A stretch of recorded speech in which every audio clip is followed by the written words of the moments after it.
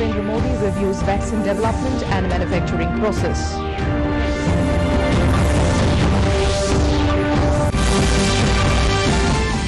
Researchers from various nations on the job 24/7 to stem the COVID pandemic.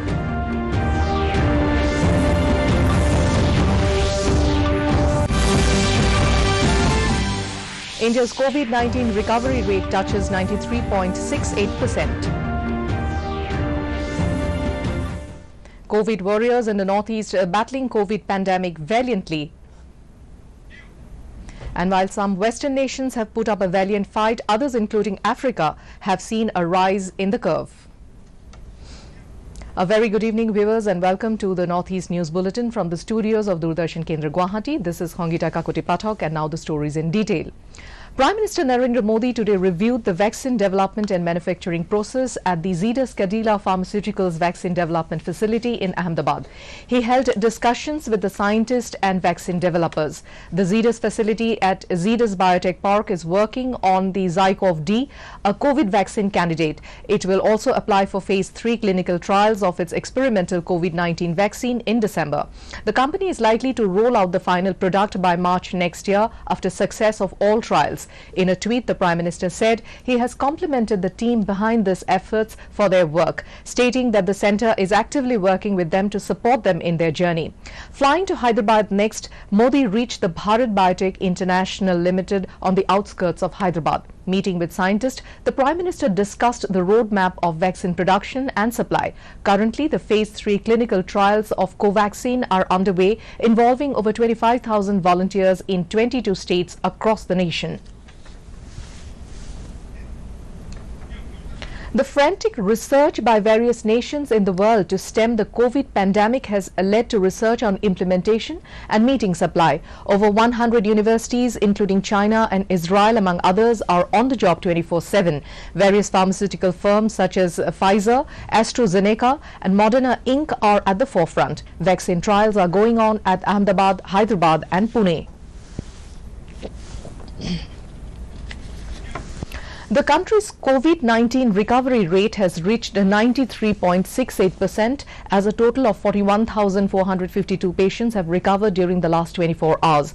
The Health Ministry said the total number of recoveries has gone up to over 87,59,000.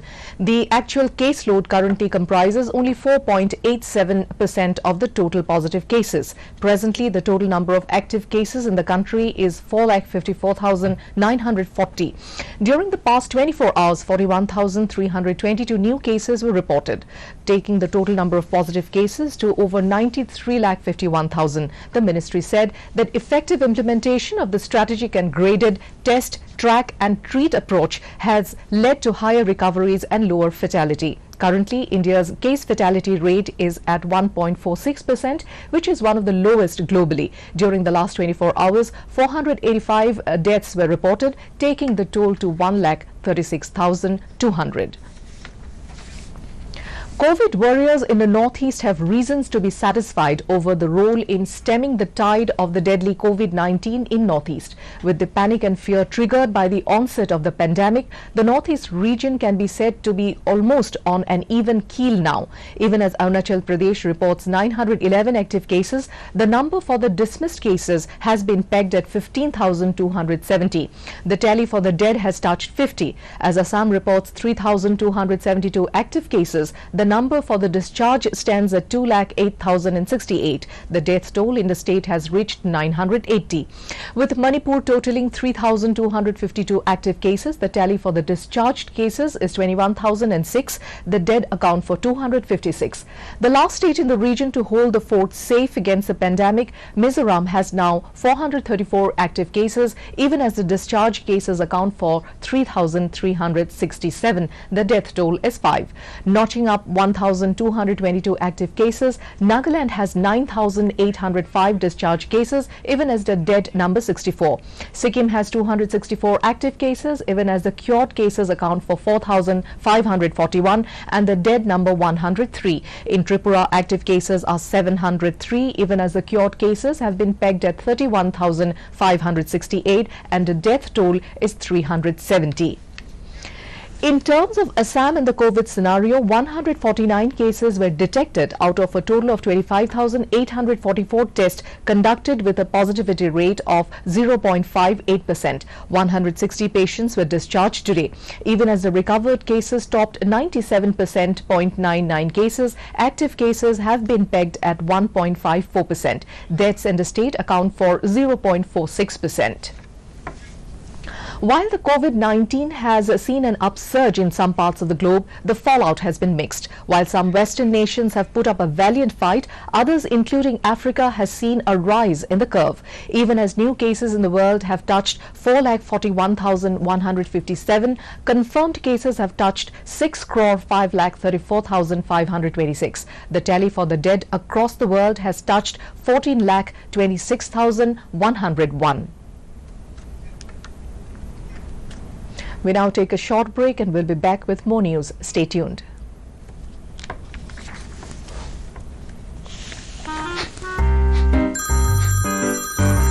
Sir आपका KYC update करना है, नहीं तो account और ATM card block हो जाएगा। सावधान सावधान। 2.5 करोड़ का इनाम मुझे। देखिए, अनजाने कॉल्स, फर्जी ईमेल्स, लिंक्स और जाली ऐप से अपना पिन, ओटीपी, पासवर्ड कभी भी किसी के साथ शेयर न करें। आप रहेंगे सावधान तो नहीं होगा नुकसान। आरबीआई कहता है, जानकार बनिए, सतर्क रहिए।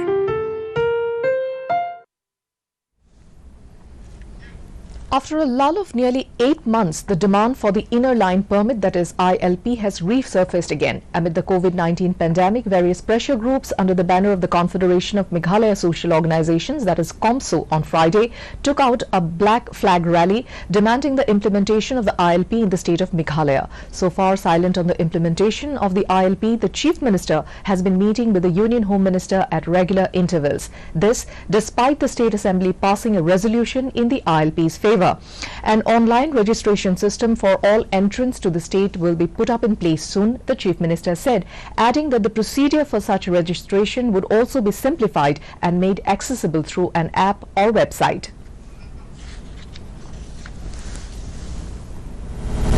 Based on this overall situation that we are facing, becoming compulsory.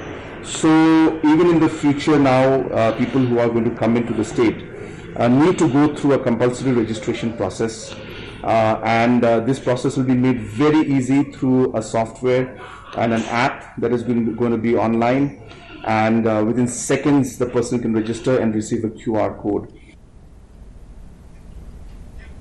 Discussing with officials from Flybig and Transport Department to operationalize flights between Shillong and Delhi, Meghalaya Chief Minister Conrad K. Sangma in a tweet said efforts were on to obtain the air operator's permit from the Ministry of Civil Aviation at the earliest. Stating that he was hopeful to quick commencement of the flights on this route, Sangma was non-committal about an exact date. Flybig, the company involved in the Shillong-Delhi route, is a new airline operator that aims to provide connectivity in hitherto unserviced routes in conjunction with the Udan scheme of the central government.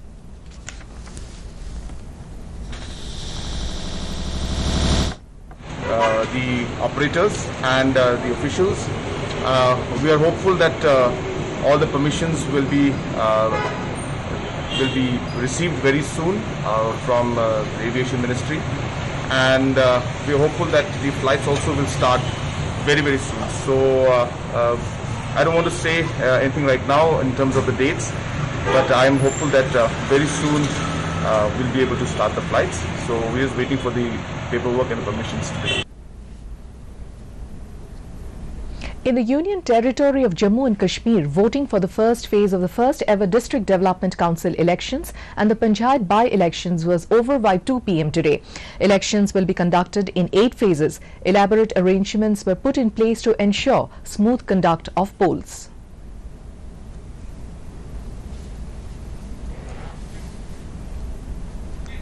Karbi Anglong Autonomous Council today observed the 66th death anniversary of Khorsing Terang, the first chief executive member of the then Mikir Hills District Council and now Karbi Anglong Autonomous Council.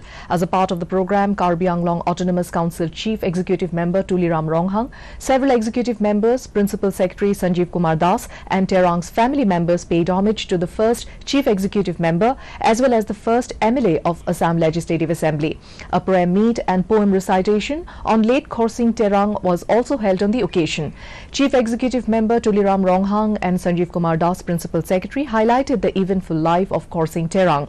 Difu Sahitya Sabha also observed the death anniversary of Korsing Terang at Rangsina Bhavan, Loru Langso, Difu, Karbi Anglong.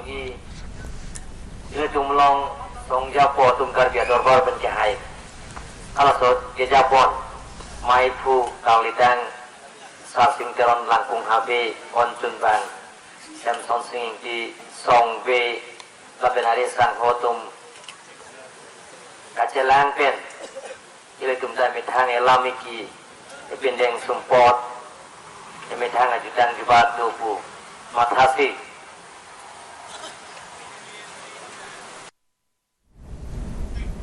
The Indian team has returned to action after staying away from international cricket for more than 8 months over the COVID pandemic.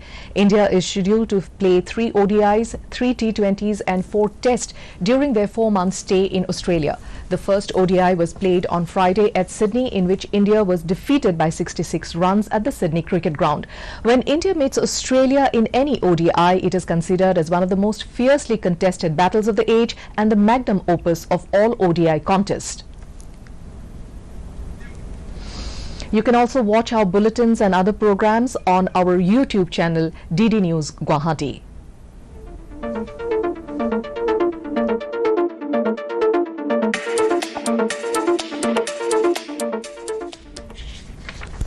To end the news, the headlines once again. Prime Minister Narendra Modi reviews vaccine development and manufacturing process.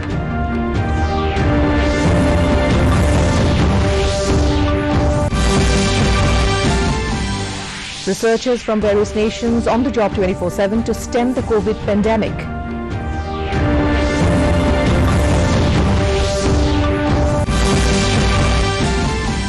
India's COVID-19 recovery rate touches 93.68%.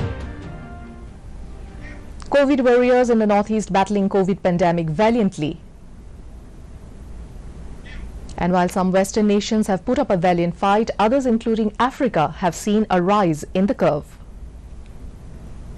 And before taking leave, viewers are reminded to maintain physical distancing and frequently wash hands with soap or sanitizer. Remember to wear a mask properly and join the Mask Up India campaign by Doordarshan to defeat the pandemic.